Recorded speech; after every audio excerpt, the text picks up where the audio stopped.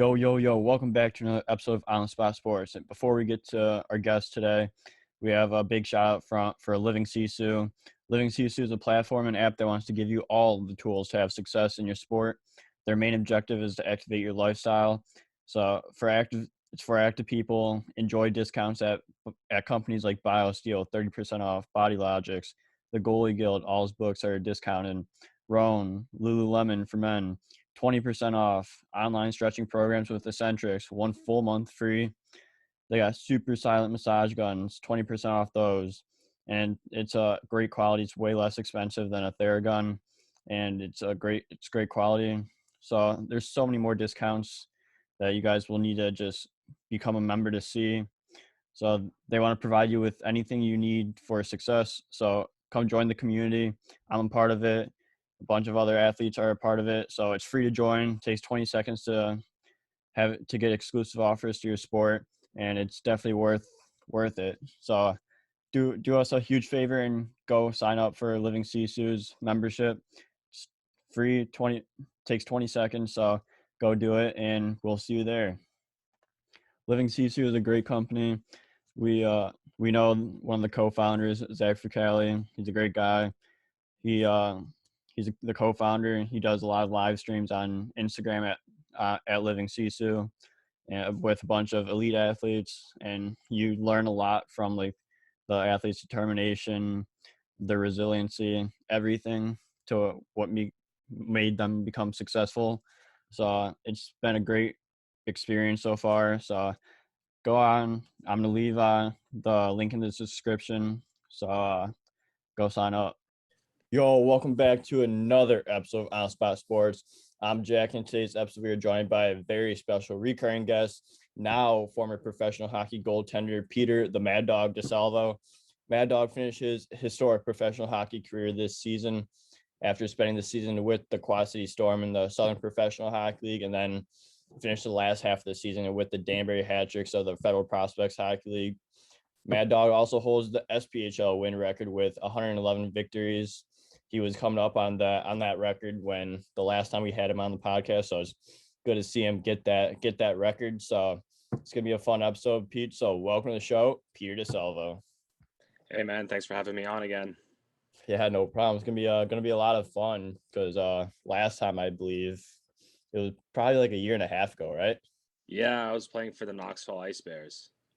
Yeah, so it's been a minute since we had you on, but it's gonna be a fun time, and excited to get you on, and you'll definitely be a recurring guest in the near future. That's glad to do it. Glad to hear it. Yeah, but like to start things off, like how are you? Like summer's like here, and like you're entering like that post hockey lifestyle now. So like, how's everything going with you? Everything's going good. I'm living in North Carolina now, uh, where my wife's from. I'm at her parents' place right now. I'm currently in the process of getting my American permanent residency, and I'm just right now. The main thing is just for me is being a good dad. I'm a newly dad, so just taking care of my son. Yeah, congrats on that. How's that going? Just having a kid in the world now. Oh, it's awesome. No better feeling, man. Like I can say it, but no one actually truly knows what I mean until they experience it for themselves. So Yeah. Did your kid go to your games, or he came because to a he's couple. yeah. So he was born December 7th. So he didn't see me play in Quad City. My wife was still recovering and everything from that, and for us, it was just too much to bring him to a game that young. And then we brought him to his first game when we were in Fayetteville before we went down to Danbury. So his first game was a marksman game versus Pensacola. And then he saw his first game that he saw of me was actually the throwback night in Danbury where we wore the Trashers jerseys. Yeah, that's sick. And at least you got to share that experience. You know, he's still a baby, but like you get to experience that with your whole family, your wife and your kid, and like that's probably no better feeling than anything in your pro career. Oh, it's awesome. And then like the guys on the team would go up to him and be, hey, did you see your Uncle Johnny out there? Did you see your uncle? And they don't talk about his dad. He's talking about themselves with him. So it's fun in that sense too. All the guys they really liked seeing my son out there. That's awesome. Just it's all about them. It's not about the dad. It's about what they're doing on the ice. Yeah, exactly. Right. Yeah, but how's everything else going? Like with like all like you're getting your permit and everything, and then like what else have you been doing this summer? Just trying to just enjoy my time. Like, it sucks that I'm not allowed to work right now just because I have to wait for a work permit. That won't be for another few months. But it just gives me a chance to be with my son almost 24/7. Like, I'm with him all the time with my wife, and it's just good because he knows I'm his dad. He recently just said his first word, which was dad, dad, which is awesome. And other than that, my wife and I are just trying to keep ourselves busy throughout the house. I'm doing a lot of yard work in the backyard for my in-laws. I did a lot of that in Canada for my mom's business, so I know how to do a lot of landscaping and stuff like that. And uh, soon we're going up to the mountains in North Carolina for my son's baptism. We found a church out there that would do a private one for us, so some of my family's coming down for that. And a couple of other summer plans, like seeing some of Mallory's other family and beach trips and stuff like that. So other than that, that's really it. There's not too much else that I can do. I'm hoping for to get into contact with some semi-professional teams about coaching for next season and all come October. So that's really it. Yeah, but you're keeping busy during the summer months, so there's always a way to just stay busy and just not look back at like your career and like thinking about like that you're not there anymore, but like just you're busy, so you just gotta keep going, uh, Yeah. stay in the moment.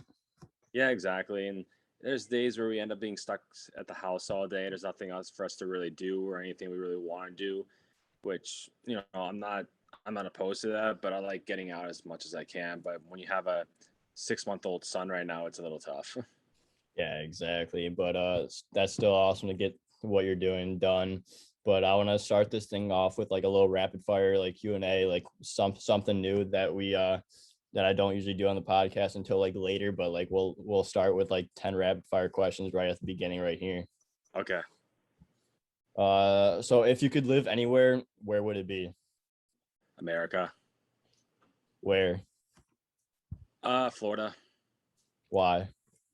because it's the most free state. There or Yeah, Texas, so yeah, 100% agree with you there. Who is your hero? Patrick Waugh. Why? What makes him stand out to you? He's the reason I'm a goalie, and he's the goat of goaltending in hockey. The position revolves around what he did. Like, Yeah. every goalie trains, every goalie is different, but every style is positioned around that butterfly style that he created. So he revolutionized the game, and everything he accomplished proves that. There's no other better goalie than him. I don't care what era you talk about. Oh, he was in this era and this guy was in this. It doesn't matter because he revolutionized the game, and he has the numbers to prove it, the accomplishments to prove it. It's just undeniable. There's no debate. People think there's a Yeah. debate for it, but there isn't. Yeah, he's a great goalie. Never really got to watch him though, since I'm younger than him or younger than when he was playing. But just from the highlights and everything, like he just seems like an unreal goalie and like revolutionized the game and everything. Yeah, absolutely. Have you ever had a moment where he like showboated with the glove and the puck drops out of his glove in the net? I remember watching that on TV, but I saw it live in person when he didn't drop it. Yeah, there's always two parts of that for sure. Yeah. But what motivates you to work hard? Just wanting to be the best that I can be at anything. Like hockey, obviously, I love the game. I always wanted to perform at my highest compete level, and I always wanted to win. I hated to lose. And now that I'm not playing, my drive is just to make sure that I stay afloat, stay happy, and be able to provide for my family. Yeah, it's a great way to stay motivated and just to work hard because everything revolves around that. And like if you work hard, like you're gonna get opportunities, and then you're also gonna make a lot of other people happy as well. Exactly. If you were to sing at like a karaoke night, like what would you sing? Sabotage by Beastie Boys. Nice. If you could only eat one meal for the rest of your life, what would it be? Bacon. That's Straight good. That's a straight good up, breakfast food. straight up bacon. There's so many different things you could do with it. That is true. If you could choose to do anything for a day, what would it be? Anything for a day? Yeah, Phew, I don't even think I can answer that quickly. Yeah, let me think. Let's come back to that one. sounds good. Do you like or dislike surprises? Why or why not? I can go either way. Surprises are Yeah. nice because it just throws you off. But sometimes when you find out about the surprise, it just makes you feel, oh my God, I can't wait for this now.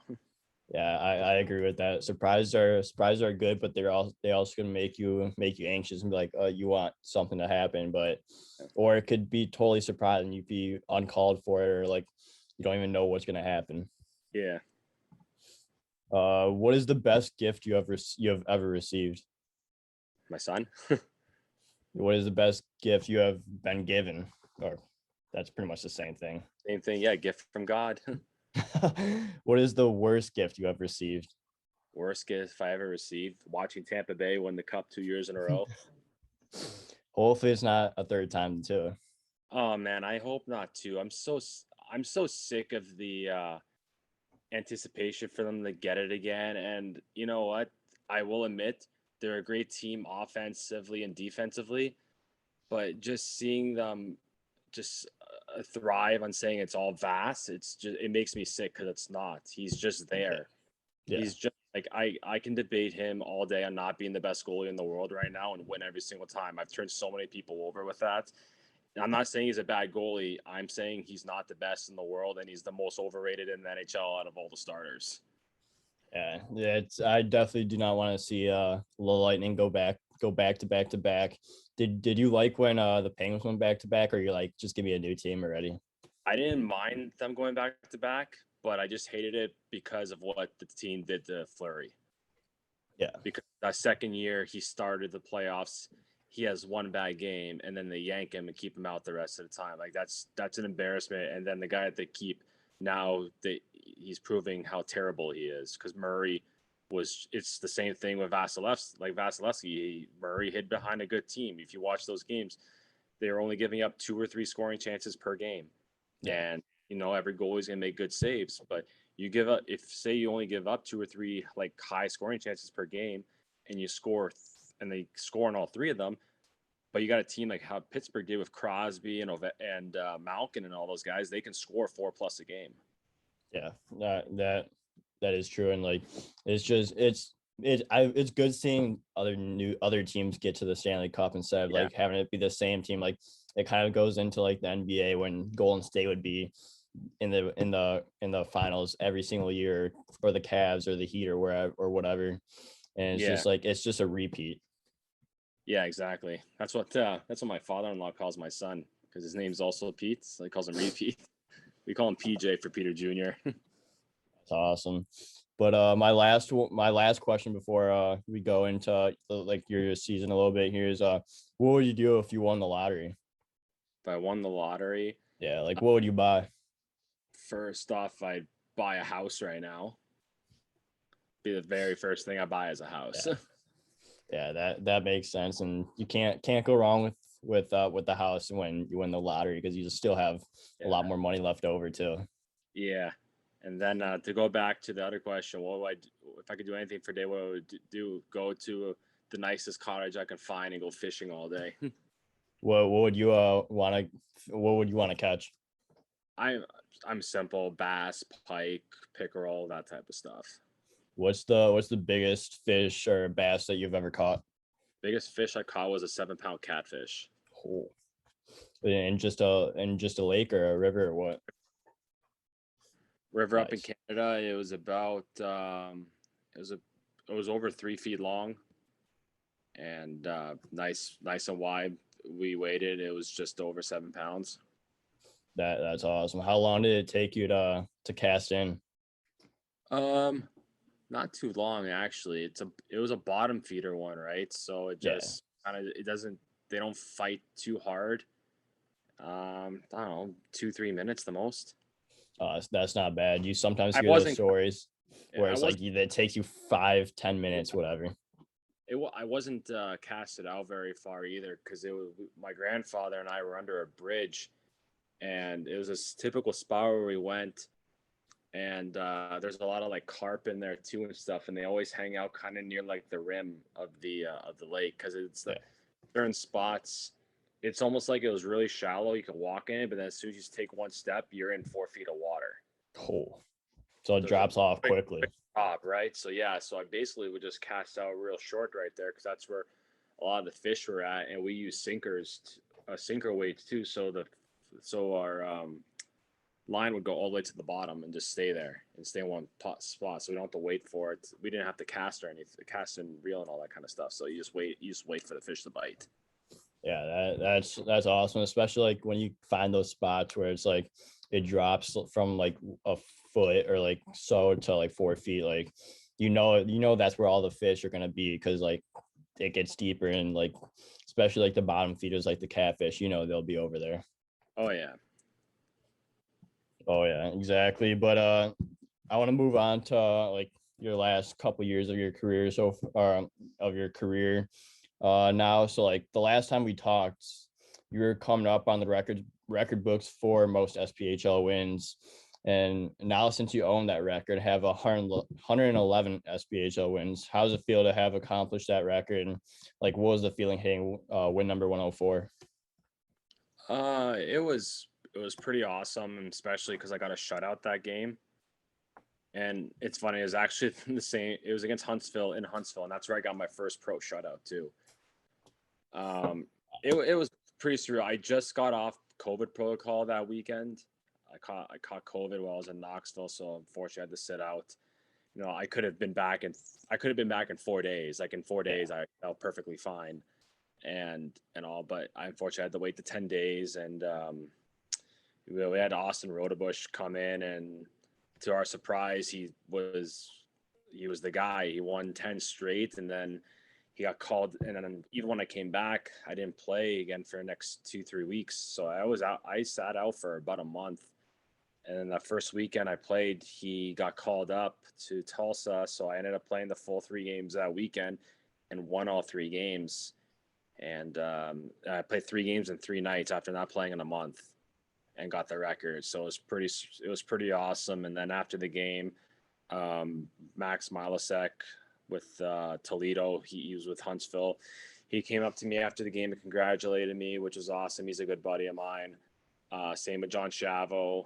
We played together in Mississippi, Fayetteville, and in Quad City, and we were roommates for a while too. So it was awesome for him to come out and stay out and congratulate me too. And same thing with their captain Tyler Piancentini. And after the game, I had been given like the player of the game hat the game before, and then the team made me keep it after the game as well. And it's one of those things. This is gonna sound cliche, but it's just hard to put into words. I just told the guys like, thank you for helping me get the wins. I can't score the goals. You guys got to score the goals to get me the wins. And and now that I've done this, let's go. I said, let's go try to get a championship, and we came up short in the playoffs, but it's gonna happen, right? Yeah, exactly. But it just like it comes like hockey's like a small community, so like it all comes full circle, especially like when you have like the respect factor from like everyone on the other team, on the opposing team, and they just congratulate you after the game. The Yeah, goal, like Max, John, Tyler, all of them come in and congratulate you. Like it just goes to yeah, see how small the community is and how much everyone cares for each other, especially like when you get those big accomplishments in your career.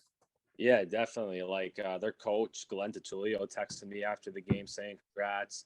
Fayetteville put out a post on their social media saying congrats to me because I played for them briefly and all that. I got a bunch of texts, a bunch of calls from former coaches, teammates, and just people I grew up with or just met along the way saying congrats on everything. So pretty awesome to have that much love and respect from the hockey community.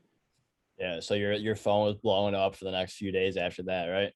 Yeah, definitely was, and it was awesome. While I was in Knox, we ended up having our own team skills competition day, and at the end of it, they played a video with some highlights of mine and congratulating me. And at the end of the video, the previous record holder Chad Collins, who actually played for Knoxville as well, was in the video too, congratulating me on breaking his record too. So that was pretty awesome to see. And then pretty soon after that, and like pretty soon after I broke the record, my wife and I found out she was pregnant too. So a lot happening in that period of time. Yeah, that's awesome. Though it's just a couple days full of surprises, I guess you could say, and like those are the good surprises that you always want to hear. Yeah, definitely, definitely.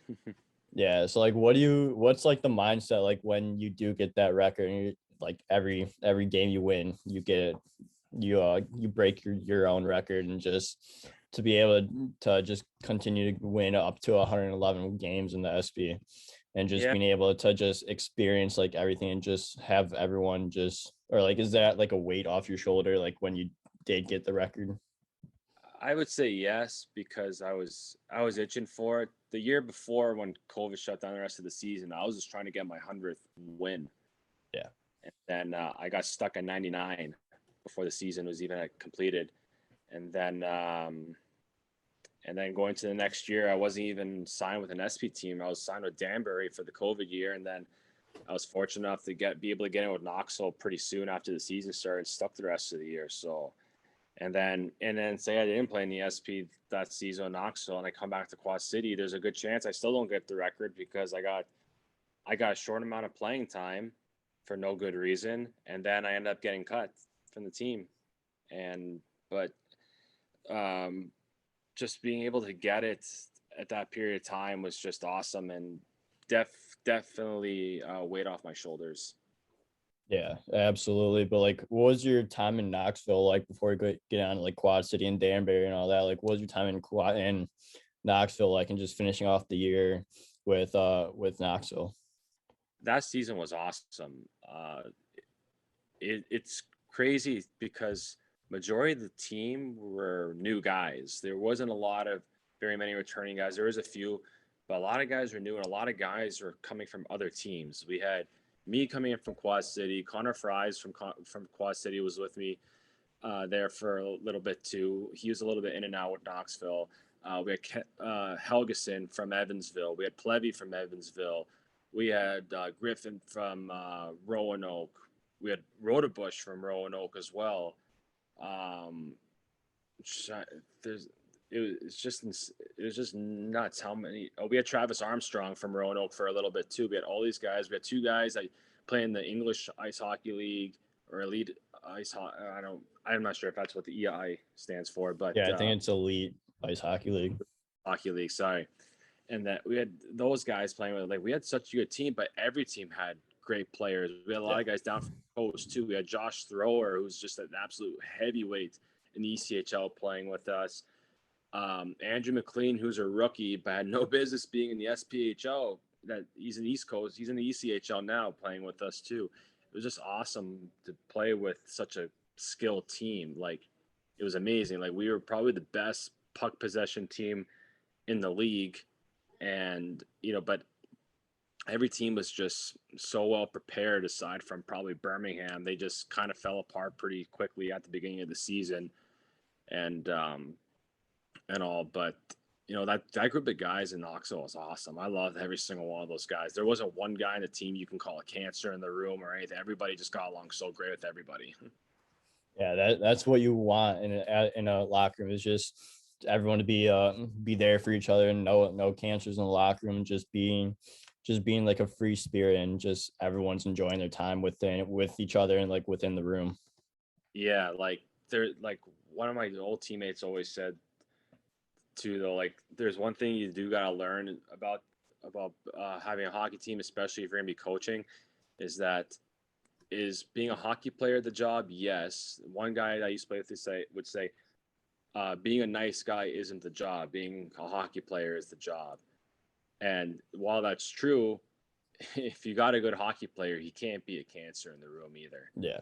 Because that happened. That just recently happened with quad where I was at the beginning of the year, and it shows because the team went from second place and then quickly went down to fifth as soon as I was gone. So yeah, that's you just can't have those people because like it ruins chemistry, it ruins the organization, especially like when you guys are trying to win games, like everyone's not on the same page. Like you need to have everyone on the same page if you want to be successful and go up in the standings. yeah, it's not even about being on the same page either. It's just about being a good teammate too. Yeah. Like don't don't call out guys for stupid stuff.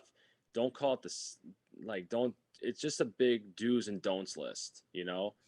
Yeah. And and when the entire team complains about a certain guy and he's kept on the team because the coach thinks he's the God's answer to the team winning, that should be a symbol. That should be a what's the word I'm looking for? It should be obvious to know that you Fine. got to get rid of the guy. It should be a sign. Sorry, Yeah. simple word. It should be a sign to get rid of the guy Yeah. because it makes guys not want to go to the rink. It makes guys not want to play for you anymore. It makes guys miserable when they're playing, and then when something good happens, great. But then if something bad happens, you go from your high straight down to your lowest point right away. There's no gradual. It just there, and it's next to impossible to get back up. Yeah. There's no sign of improvement. You just go from 60 to 0 really quick, and you just end up in rock bottom, which is where you don't want to end up. Exactly. If my advice to every single hockey player out there, you got some guys know everybody should know this, but you got to be a good teammate. Yeah. You got to be a good teammate. You can't. And if you think you are, and you're getting all these signs that guys are not liking you, maybe there's something you got to change in your head. Yeah, and because you want to be a good teammate, like everyone should want to be a good teammate, and it helps not only you but everyone else in the organization, everyone else that you're playing with or against. Exactly. But you also earned an ECHL call up to South Carolina last season, right? Yeah. After I finished with Knoxville, I just went up for a week. Um, I would have stayed longer. It was just tough because my wife had doctor's appointments for for the baby and all that stuff too. And when I called up, we were actually 3 hours away from Fayetteville at her cousin's house, and I had to be able to get her back in time. But in hindsight, hindsight's 2020, right? In hindsight, we could have made it work where I stayed with them as long as they needed me. I probably could have ended up. There's a chance because they went to the finals that year. There's a chance I could have stayed the rest of the year with them. Yeah. And we could have just hiked our way back and forth because it was only like if I had to for like a day, I probably could have left SoCo for like a day to take my wife to her doctor's appointment and then be back the next day. Yeah, man, like you get like all those different experiences like in South Carolina. Like what you learn from going up from the SPHL to a really good team in the ECHL that eventually would make a run for the Kelly Cup?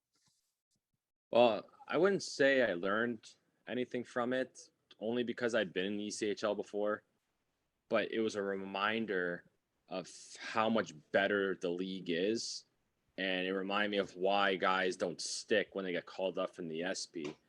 Because, like, I see, like, all these guys that are playing, like, SoCo. Like, the one thing at South Carolina, every single guy in that team lays the body every single shift. Like, not one guy was soft on that team. Every guy laid out a hit. Every guy took a hit. Every guy made or took it to make a play, whatever. Nobody was soft. There's nobody just trying to stick handle around guys and just trying to skate around and avoiding stuff. They did everything they could, and that's what the difference. Because a lot of guys in the SP, like top guys that will score 40 plus goals in the SP, they go up to the ECHL and they don't stick because all they try to do is what they do in the SP, which is just skate around guys and make fancy plays and then not backtrack and stuff. And then they do that, try to do it in the ECHL and it doesn't work because everybody else is laying out the body.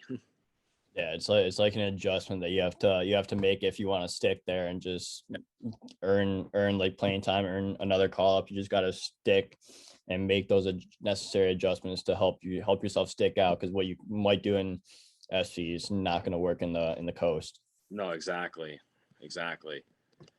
Yeah, for sure. And like I want to get into like a little bit of like this season. So like going into this season, you sign in Quad City with the Storm and the SP, but it'd be like a roller coaster of a year where you'd eventually end up in Danbury, like you said, with Danbury Hat Tricks. Like, what was the year like for you personally, going from like Quad City to Danbury? I'm not gonna lie, Quad City was very, very stressful for me this season. And the reason for it is because I was putting in all the hard work and not getting rewarded for it. I was getting I gotta say the word here, you might have to blur out. I was getting shit on the whole year by management. And to this day I still don't know why. Like it was absolutely insane. Like I had played for the coach in Quad City. I played with him in Peoria. Yeah, That's how I got to Quad City. We had a relationship off the ice, like we were friends. My wife and I had babysat for him and his wife, take care of their kids so they can have their night out. While I was playing in Knoxville, we're talking throughout the whole season. In the off season, before coming back to the season, he's asking me, "What do we need to do for you on the penalty kill? How do you want to play? Do this, do that."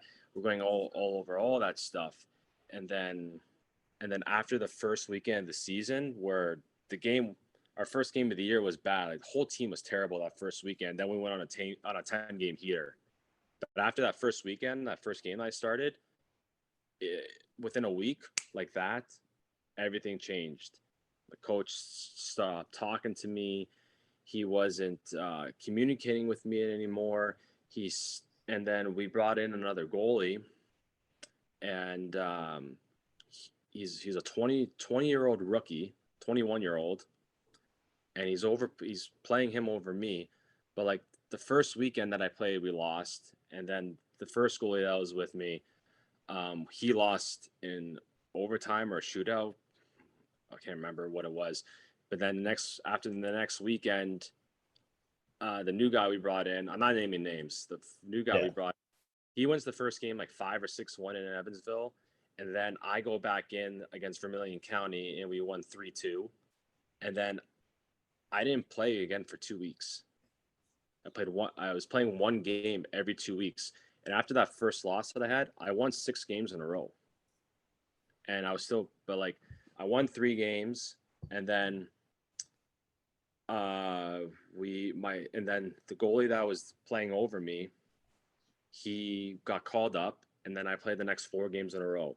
So the first weekend, I'm playing back to back against Peoria, and I haven't played in 2 weeks. Keep in mind, I yeah. win both games. Yeah, I win both games, and then the next weekend, we're playing Pensacola 3 in a row. My son was just born, and I hadn't practiced all week. I've been at the hospital with my wife. I got one Yeah. practice, quick pregame skate. I win the first game, and then I lose the second game in overtime. And then the next game, we lost in a shootout, and my new goalie partner lost that game 1-0 in a shootout.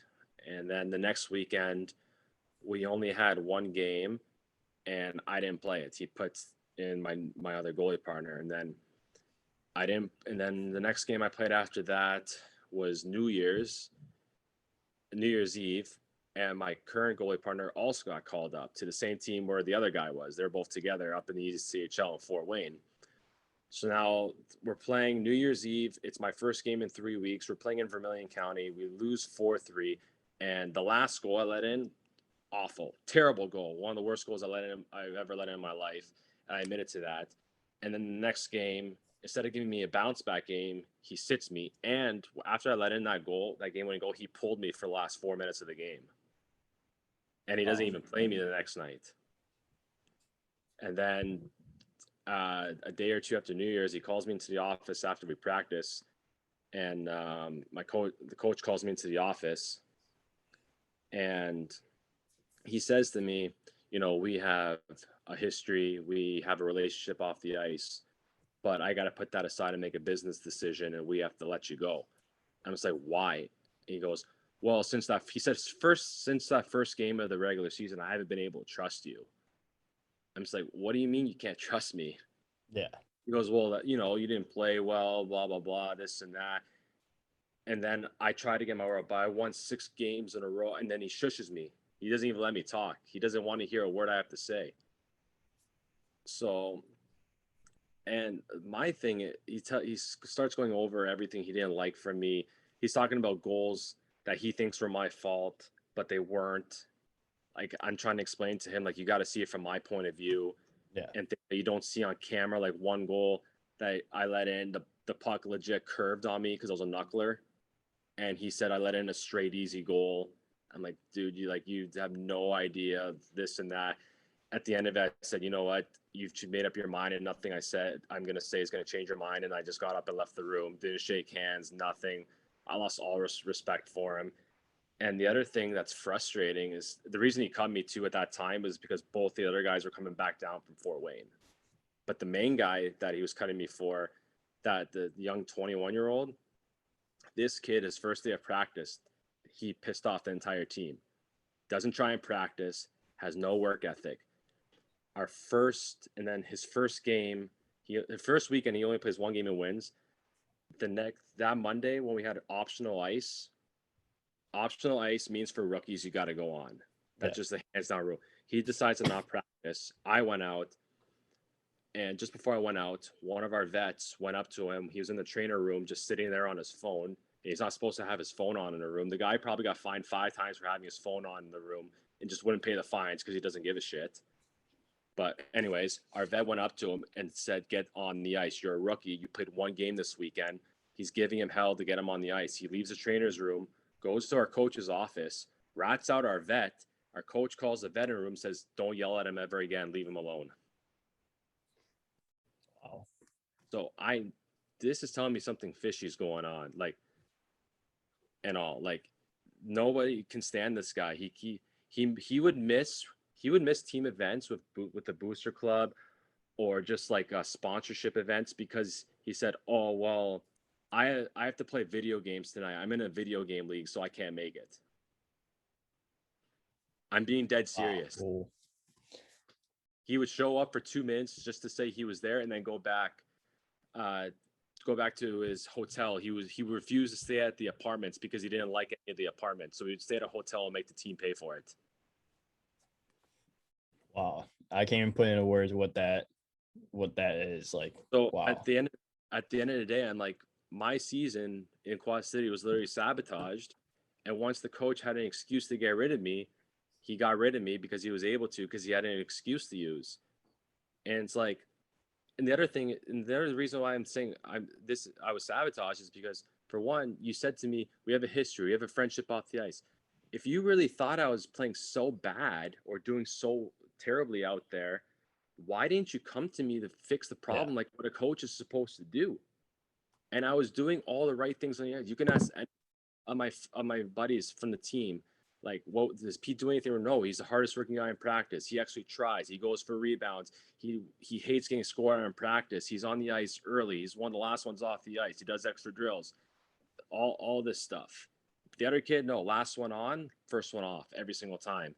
And on road trips, never, as a rookie, never helped pack the bus, never help unload the bus, wouldn't do nothing. And we called him out for it. We would tell the coach wouldn't do anything. He said, "No, just leave him alone." Wow. Well, I can't even like explain or like put into words like what you went through and like everything like with that, like that's uncalled for. Yeah, and then I another thing I found out was, apparently he was promised that when he came back that first time, when I first got cut, that if he stayed the rest of the year, that they were going to get him equipment from head to toe, when they told me there was no money in the budget for goalie gear that year. And they were going to give him my apartment that my wife and I got ourselves and paid for the first 2 months, so we could be there Wow. early. Like, it was under the team's name and everything, but we paid for the first 2 months because we were there early and all that. So it was just so much. It's overwhelming to think about. Like, I'm still so bitter about it, but they did me wrong. They did not just me. Mm-hmm. I had a 1-month-old baby, and they booted us. Cost me a. Yeah, that's super shitty, doing like a shitty situation to be in. So like, how do you bounce back from that? Like when you go from like Quad City to Danbury, like you take time off and just like ponder this stuff, or Yeah. or you're just looking for a team right away? I was trying to get with another SP team, and the day after I cut, Billy McCreary, the GM of Danbury, called me right away because they had my rights from the season before. Because I didn't play, they were able to protect whoever they had signed going to training camp, Yeah. so they protected me. He called and he told me like he'd love to have me in, and I just told him where my head was at. I'm like, I need a couple of days. Like this is very overwhelming. I explained to him like I had my family, this and that. And I said like if I was to come, I need my own apartment. Like I can't live with a teammate. I got an infant child that's coming with me, this and that. And he goes, I 100% agree. I got a daughter. It's not even a year old yet. I'm a big family guy. Let me see what we can do for you, and I'll tell you what we have for you if you decide to come for us. And then 3 days later, here's the apartment we have ready for you, this and that. If you're gonna come, you don't have to say yes yet. This is what's gonna be. What else do you need? This and that. I said, is there any way the team can get me a new mask if I come? They're like, yeah, done. We'll just get it ordered. Send me the bill. We'll pay for it. This and that. Blah blah blah. They got me a couple of sticks, and then two. But after about a week and a half, 2 weeks. Well, here's the other thing too. I was cut January 7th, I think it was. I had to stay in Quad City until the 24th because of my wife's 6-week follow-up appointment or 8-week follow-up appointment for with her midwife. So that gave me some time to find a team. That's why I didn't. That was the main reason I didn't play for a month because I had to stay in Quad City. And there's the one good thing that they did for me is after they come, you say I could stay in the apartment until then. The one good. Yeah, But one good thing. but um so I tried a couple of teams. I tried getting with Fayetteville. Fayetteville could have worked out if the timing was better. By the time they needed another guy. I was coming to Fayetteville to my in-laws' place like the next day, like after they were already leaving on a road trip. So it was too Yeah. late to go. Birmingham was hopeful too because Austin Lotz was up, but they didn't want to. I knew the assistant coach, Kersey, because I played for him in Macon, and him and Simchuk were talking to me. They would have brought me in for sure, but they didn't want to bring me in only to cut me 2 weeks later because Lotz was coming back. Yeah. And I understand that stuff. I understand all that stuff completely. And I got a call from Needert in Vermilion County while I was back in Fayetteville before I went to Danbury, saying, "Hey, I have a spot for you here if you want it. I heard you're going to Danbury, but I don't know if you want this or that." And I told him the whole situation. He said, "Yeah, go ahead, go to Danbury. I played there. It's awesome. You'll be better off there than here."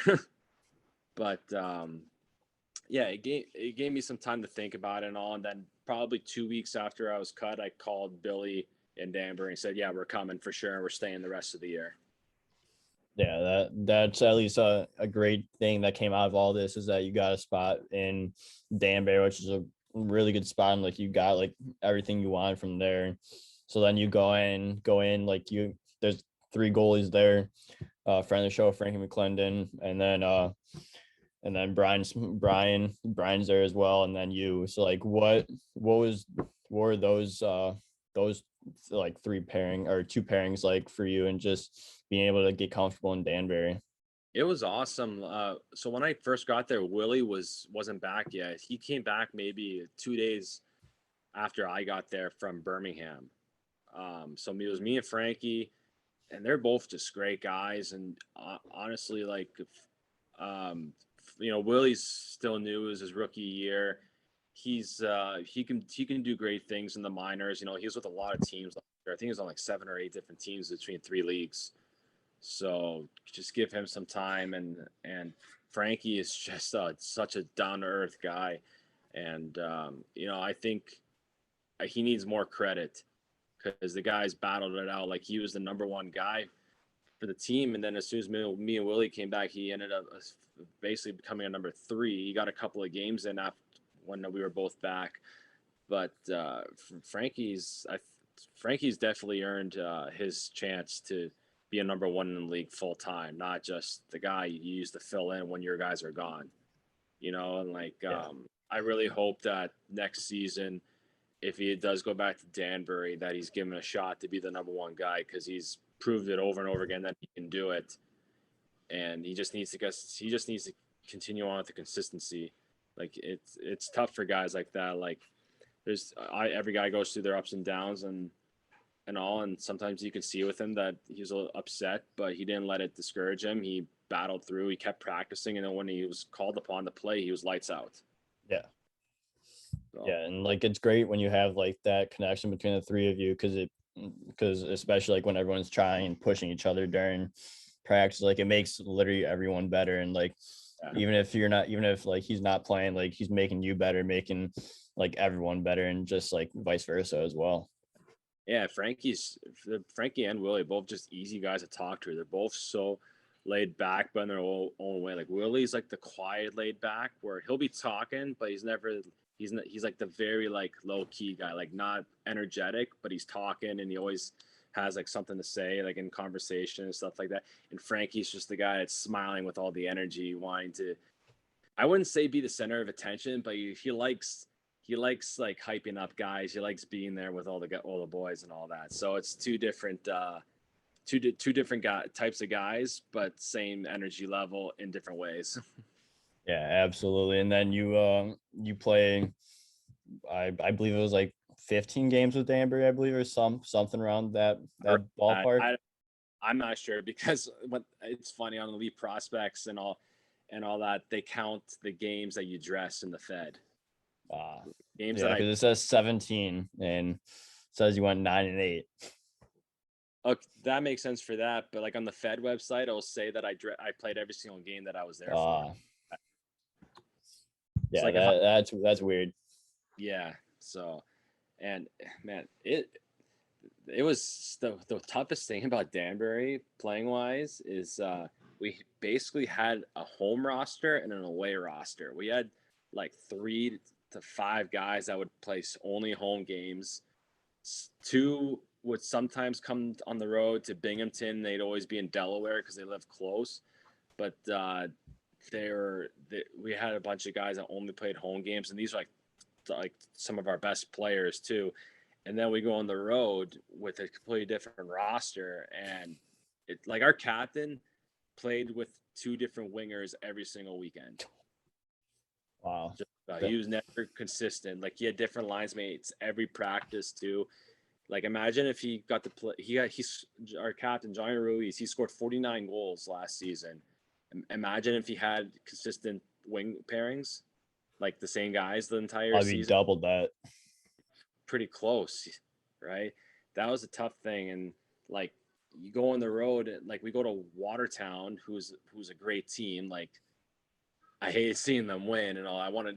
Truth be told, I wanted Columbus to beat them, but they're a great team. But you bring a completely different roster. Plus, you're playing short. We were playing short Yeah. some of the games too.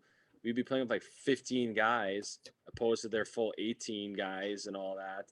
And then we lose some guys to injuries. Like one game, I think we were down to 13 guys Wow. to their 18, and that's 13 including me and Wilson or Frankie backing Yeah. me up.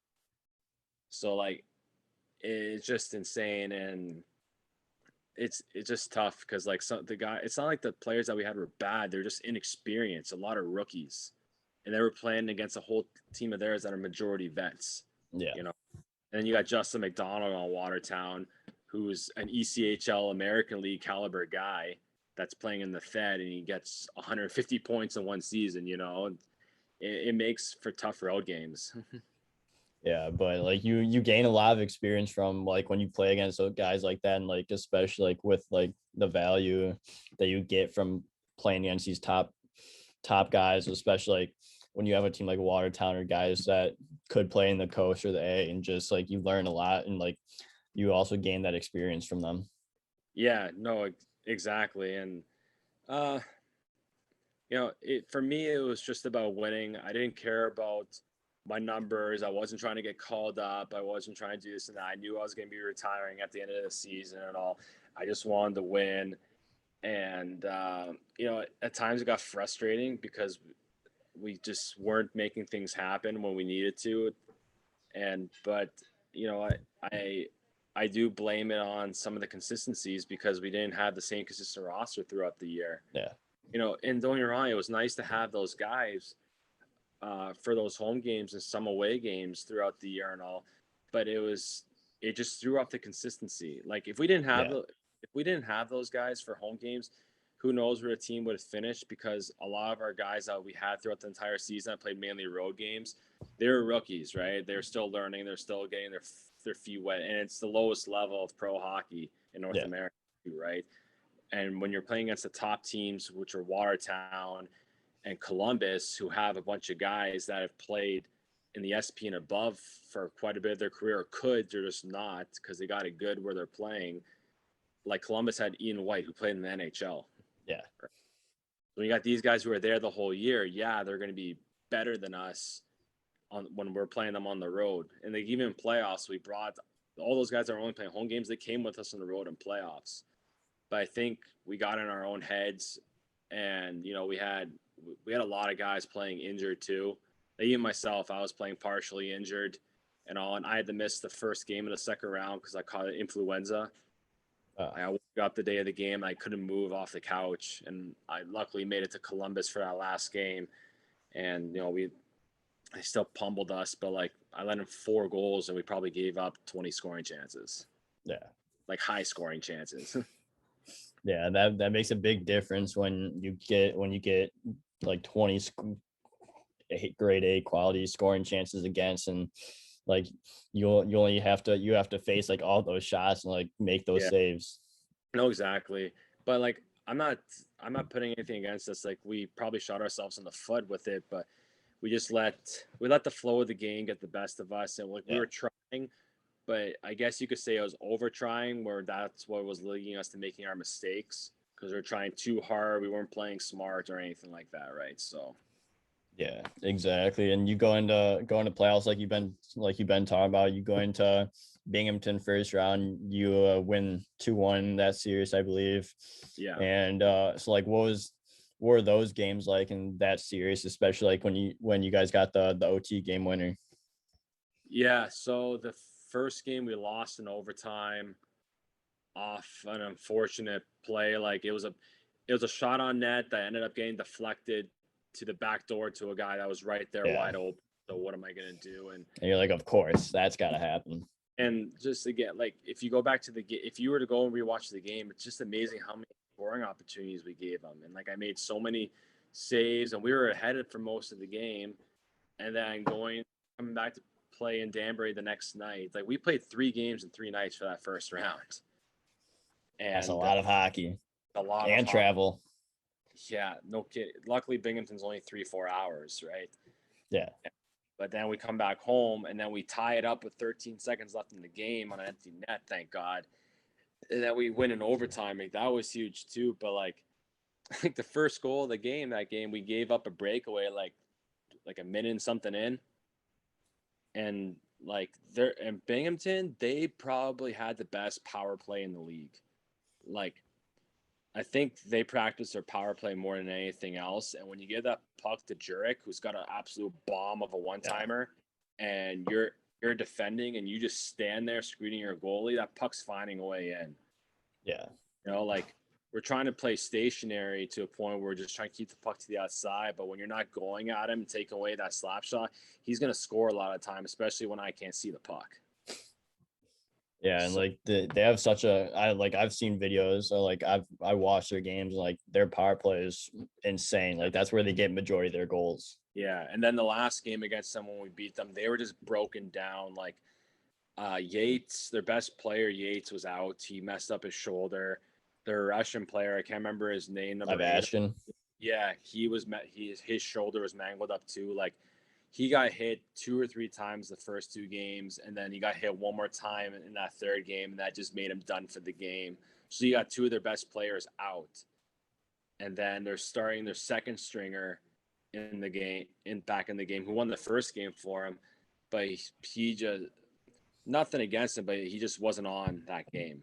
He just wasn't there. And truth be told, I think their starting guy, who had been their starting guy the whole year, they both have got weird names to pronounce. Well, one guy, I think their back was like Shepard or Shefford. Yeah, Shepard, and then Liskowitz, I think, was their starter. Yeah, that's I can't say his last name. I think they could have done more damage if they had started him that third game, even though we lost the night before. But what's better than what's the best way to give your best goalie confidence? Put him back in.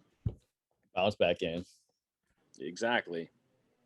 Yeah, and like you wasn't Yates the one that had that Michigan goal? I don't know if it was against you Oh, guys or not. it was against us, but it wasn't him. I think it was Yarwood who did it. He did it Oh against yeah. Were you there at the time when he did it? Yeah, I was in the corner watching because there's no room for the backup goalie on the bench. The benches are too small. I was in the corner when I watched. And you're probably, oh wow. Thank God that wasn't me because it happened the year before when I was on Knoxville. Really? Yeah, a guy on Macon did it to win the game 2-1. He did it in the second period too, of all periods. How do you bounce back from a goal like that when it's because you're gonna end up on all the highlight reels for the wrong reason? Well, they didn't score on me again after that, so that was good. Yeah, that's at least good, but it has to be like, oh shit, like I gave that up. Yeah. Yeah, but then you go into Columbus where you get that like third game, like after you said like after like you're sick and everything, like what was that game like, and just being able to just get, even though you probably aren't feeling 100%, but like you're there. Um, it was awesome getting there. It just the thing that sucked is that I didn't travel with the team the day before. Yeah, We all flew to Columbus. The team flew us down. I that's flew the that's not something you get in that league. no, not Danbury though. No, if they have the chance to fly somewhere, that they're gonna fly, especially for Columbus. Next year they'll fly to Biloxi, Mississippi, when they have to and all. But I flew the day of. I legit got up at 4:30 in the morning. Got picked up at five. At no, sorry, I got up at 5:30 in the morning. Got picked up at 6. I drove. I got picked up by one of our. We don't have a booster club, but I'm going to call him a booster club member. He picked Yeah, me up, drove me to the Newark airport in Jersey, which is like an hour and a half drive. I got on my plane, flew straight to Atlanta, and by the time I landed in Atlanta, then it was an hour and a half drive to Columbus. So two of the guys on the team picked us up in the rental cars that they had. We went and got me some food, got to the hotel, and I legit hopped in the shower. And then as soon as I was done, I was dressed and I went straight to the rink. I didn't no pregame nap, no prep, no this. Just got everything I had to have for the rink and got there. They had my gear all unpacked for me, but I get there. I'm making sure everything's there and in order. All my stuff's good to go because I didn't have a chance to do it before. yeah. I literally did that, stretched real quick, and got on the ice for warm up, and I had a good game. Like like I know I let in 4 goals. That doesn't always determine how good of the game the goalie had, right? And Yeah. it was funny. I was talking to McBurney, their starting goalie in Columbus. He's a good friend of mine, and he's like, "Are you coming or what?" And I tell him he's coming, and he. After the game, I went out to have dinner with him, his girlfriend, a couple of other guys on Columbus that I knew, and like they were telling me like, yeah, like when Bernie told us you're coming, the entire like all the guys were like, no, we don't want we don't want him to be here and this and that. But they still got the best of me. So Yeah, at the end of the day, they got the best of you. But like Bailey's a good friend of the show as well, and like he's like the thing he went through in the finals like is insane. Did you hear about what happened? yeah, he told me all about it, and what happened to him in Quad City was terrible too. Like he got destroyed that end of the stick when he didn't do anything wrong either, Yeah, and he was a better goalie. He was a better goalie than the other guy too. shit happens, I guess, and you just gotta deal with it and go back to wherever you were before. Yeah, it's nice when the coach favors you and the assistant coach is the one who brings you in, and you're gonna do whatever you guys gotta do for each other to make each other happy, I guess, instead Yeah, of worrying about what's best for the team. yeah, exactly. But you then go into Columbus, like you said, and you unfortunately get eliminated, and then like you announce your retirement. Like what's good looking back at like your career, like what's some of like the best memories and some of the things that you learned throughout your career that you could share? Well, I won the SP championship with Pensacola in that rink in Columbus. We beat Columbus in that rink, so that was nice. So I got a pro championship out of pro hockey, which is nice. There we go. Before pro hockey, when I played 5 years in the Ontario Hockey League, Sarnia Sting, coach, also Generals. I got to go to St. Louis Blues camp twice, so that was awesome too. When I was drafted to the OHL, I was the first goalie drafted that year too, so That's pretty cool. that was nice. And then things didn't go exactly the way I wanted to, but I couldn't ask for anything else because you know what, I got my family now, and that's where this road led me to. And I wouldn't change anything about it. I love them. I love them more than anything else in this world, except for maybe hockey, but don't tell them that.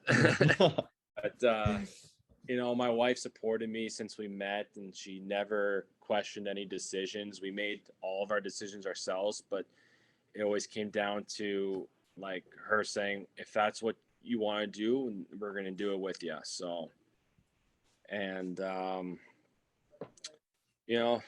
they're going to Australia was awesome. Got to go 3 times, 2 full seasons. Would love to go back there just to visit and all that kind of stuff, but that won't be happening for a while because of how terrible it is there right now. Yeah. ECHL teams were great too. Just everywhere I played was awesome for the most part. Everything had a positive. Even the places that had negatives, that was mainly negatives, there was always a positive from some places. And I'm just looking forward to the future. Hopefully I can get my coaching career off the ground soon and just continue on from there to stay in the game. Yeah, absolutely. That's unreal. And just like everything that you experienced, like all the support that you had throughout, like your family and everyone else that supported you, like that's like the biggest thing that I think gets you to be successful is that support system. Just being able to have people to rely on, go back on, like when things aren't going as well, and like even when things are going well, like just to spend time with them. Yeah, exactly. And both my parents got to see me play in my last year. My mom made it down to Quad City one weekend, but the games that she was there for, I didn't play. And then she came down to Danbury and got to see me play there, and my dad got to see me play in Danbury as well. And it's always great when they get to come see me play. It was both the first time seeing me play live in a couple of years. So and for my dad to be able to see me play one last time was awesome because he never misses a game. Like even if he misses a game, he will turn his phone off. He'll text me and turn his phone off and say, "Hey, I didn't see the game yet. I'm going back to rewatch it now. I'll text you after I watch it," because he doesn't want to get spoiled. He doesn't spoilers. He was one of those types of dads to me. And him and my mom both supported my career so much. Like at one point, my dad was working 3 jobs when I was a kid just to be able to pay for my hockey. Yeah. And driving me and doing everything they had to give me a chance to try to make it to the NHL. And I didn't make it as a player, but hopefully I can make it as a coach some way, somehow. Exactly. Get there as a goalie coach someday. Yeah, that would be awesome for sure. And like you have like what you went through as a player, and you learned so much as a player. Just put that in a coaching and like that post career life with coaching and everything. Like what that's your next step, obviously, that you want to do is be a goalie coach. Like how do you think you're gonna rank up as a goalie coach? As a goalie coach, I've been told like that it's what I got to do when I'm done playing. And I've spent so much time studying the position and learning from other goalies and studying other top goalies and like saying, okay, this guy is rated top guy, but what is he doing wrong? And I always find it like one of the most simplest examples that I can give you is Vasilevsky. One of his many flaws, you know why he gets beat blocker side so easily, and why is he? Because he's never square up to the puck. Yeah. And why? Because his lateral movement and squaring up is terrible, and he has a terrible stance. Why? Well, when he shuffles to his blocker side, instead of changing his angle, he just stays flat on his angle the whole time. Therefore, he's opening up his blocker side. And then when he goes down, his knees don't drive together. They open up. And when that happens, your body weight automatically falls back. Now he's Yeah. back behind him reaching. And he does that all the time. But you don't see it happen that often. Most of the goals are getting scored on him like that or other ways. But you don't see it happen often because Tampa Bay hides his flaws so well. So Yeah. many times when the puck goes up to that point or something like that, they just force everything to the middle and then they block everything. Yeah. That team is so good defensively, and then they're able to score off of so many different rushes. Like look at that goal what Kucherov scored against Florida when he unpantsed Ekblad. Yeah. Like just stuff like that. Like so, but just going back to the goalie stuff, I watch everything in such detail, and I know so many of these little details that I can teach these young kids to hopefully get to where they want to be. Yeah, absolutely. And not only make them better, but be able to help a team be able to score Yeah. more goals against other teams rather and telling his coaches like, hey, if you want to beat this guy, you got to change something about your system and work on shooting in these certain spots. Because Yeah. not enough coaches do that. Like I would tell my coach, the coach in Quad City, goalie weaknesses all the time, and then he does nothing to expose them. All he said would do like, oh, this guy is weak here, so make sure we're shooting on him here. I'm like, well, why don't you put them in a proper position so they can get that type of angle shot? Yeah, like you just go into all the details and everything that like it's awesome to see like the details that like you could see from like games and everything just to like exploit like goalies' weaknesses, and you're just able to just do it on a dime like that. Yeah, like it's funny. It's funny. There's some guy, other goalies I know, they'll just argue with me about certain things. One guy doesn't even talk to me anymore uh, because he was fed up with me disproving him all the time and some other stuff I'm not going to get into. But Cody Porter. Yeah. So we were talking about the reverse VH one day, and we're talking about how he's like, I asked him, "Do you always go skate blade on post?" He goes, "For the most part, yeah, but I do whatever I hit the post." I'm like, "Why don't you aim for toe tie, your toe of your skate to go on every single time?" He goes, "Well, I'm a good enough skater that I can do it anyway." But I said to him, "But if you get toe tie or your toe tie, toe cap or your skate, whatever, on every single time, you take away all the little gaps. It's easier to rotate back and around your post back and forth, and you're going to save your hips." Yeah. Because you have to use your hips a lot more when you're on skate blade on the post. This and that. His excuse was, "Oh, if you're a good skater, it doesn't matter." I'm like, that's my point. I'm like, you're ignoring my point. My point is, why not make the easier save selection every Yeah. single time than to make your game harder on yourself and be a good skater at the same time? And then he just didn't reply back. And then 2 days later, he sends me something else because he knew I was right, and he hates being proven wrong. He thinks just because he ended up in Liga at the end of the year that he knows everything, and you know what, he's a great goalie. But if you're not willing to hear it from other guys and have a good discussion about it, then how are you going to get better yourself? And not only as a goalie, as a human being, why not have a healthy debate instead of just thinking you're right about everything? And like, don't get me wrong, I can be stubborn with this stuff, but when I have a point to what I'm saying and I have facts to back it up, it's like I'm just having a civil conversation. I'm giving you my side of my opinion based off of facts. Yeah.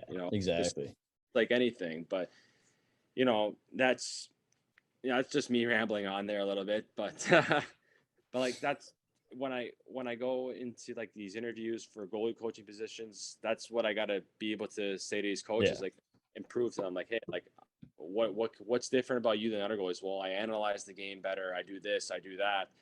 I gotta separate myself from the rest. Yeah, exactly. And like, are you a toe tie guy then, just on the post in the RVH? 100%, and that's what I aim for every single time. And I learned that from Frankie Palazese down in Toronto. He was the guy I was training with. It's funny because I used to train him when I was 16 and he was 13 up until he was 16. Then we were training together, and he retired early. And our goalie coach, who's the head goalie coach at Islanders now, Piero Greco, since he's out there, I started training with Frankie and working with him too. And he he's the one who really taught me how to do a reverse VH properly, and thank God he did, because Yeah. I wasn't properly before at all. Yeah, and I'm a toe tie guy too, and like there's the one time where like I didn't hit it, and like I was skate blade on post for a second there, and I got beat there. I was like, the one time I go skate blade on post, I get beat in the smallest little hole there between the Yeah. blade. Yeah, don't get me wrong. You can do skate blade on post. It's just you risk Yeah, a couple, yeah, right? But that's the other thing too. Like when I was talking about how players don't know these little things about goalies, and then they shoot in spots where they're making easy saves because you're not exposing to what's actually open. yeah. Yeah, and it changes everything, like what you like see and like what you do after that. Yeah, no, exactly. And the game is going to continue to evolve, and I feel like I'm going to be able to continue to do that as a coach as well, and be able to teach goalies that as well. Yeah, exactly. You just gotta do whatever you can, because as the game evolves, like there's gonna be new ways to do everything, and you're just gonna have to adapt to the situation and just learn the new ways where guys can score, like how you can make a save when other goalies might not be at that point yet. Exactly. Yeah, but I want to get like this last session of goalie talk or goalie gear talk a little bit here before we wrap things up here. So, what has been your favorite brand that you've worn and why? Brian's. I've worn them. I wore them the last 8 years of my career. I was a CCM Reebok guy before, from junior and my brief time in college, and before that, as a kid, I was wearing TPS. But when I like this is I'll try to do the short version. I wore TPS growing up. Went to the OHL. Wasn't allowed to wear TPS. Wore Bauer the first year because the team was sponsored for sticks and skates. Didn't like it. Went to Reebok. Loved it. Stayed through that. Eventually wore CCM. My last pair of CCMs got China made stuff. They weren't sending me Canadian made stuff anymore. I was getting hurt wearing the stuff. The shitty styrofoam was coming out of the pads, like the crumpled stuff. So my buddy recommended Brian's to me. I switched into them without even trying them. I never looked back. And all the pro stuff that you get is all Canadian made. Nothing's made overseas from the pro lines. The stuff that's not pro and below is made in Philippines, but a lot of it is made with the same type of foams. A little bit poor quality, but not as bad as the stuff that you get overseas, made for Bauer and even the pro CCM stuff and all that. So that's the main reason I switched to Brian's, and I was proud to wear it, and I'll continue to tell goalies to switch to Brian's the first chance they get. Yeah, absolutely. And like I have Brian's gloves, and like they're the best gloves I've ever worn. Like I'm in the process of like switching from my old CCMs to Brian pillows. So I'll definitely be getting some Brian soon. And like Brian is just a great company, and like makes everything super comfortable and like durable as well. Yeah, no, definitely. My second choice would be True. Like I talked to Pat Lefebvre. When Cody Porter was with me in Knoxville for a brief time, he had me on the phone with Pat, and Pat was just so nice on the phone and said, if you're ever ready to make the switch, have Cody give you my number, you call me, and we'll do everything we need to do. And I'm not gonna lie, I was considering it, but I just couldn't. I wasn't able to get a demo set tryout, so I just didn't want to make the switch and regret it. Yeah, exactly. And like True is also like probably my second brand besides like CCM, because I have a demo set of Trues right now for pillows, and like they're the L12.2s, and like they're the best pad I've ever worn. But like my next demo set's gonna be Brian's for sure. Right. Yeah, and then the final question is like, what's been your favorite graphic? I'm guessing your favorite graphics, the one you currently or just worn with the Mad Dog on it. Yeah, for custom graphics for sure. For stock graphics, one of my favorites that I had seen was which one I really liked, and was the Reebok, the RBK Premier 2s. Very simple, but the only thing I wish you could have done on it was I wish there was more color sections rather than two big sections having to be the same color and all that kind of stuff. The one thing I loved about it is that the glove graphic was the proper way when you put the blocker and glove together. It was like pads going together. It's so many companies, they flip the glove graphic around so it's facing the same way as the blocker and stuff like that. It drives me nuts.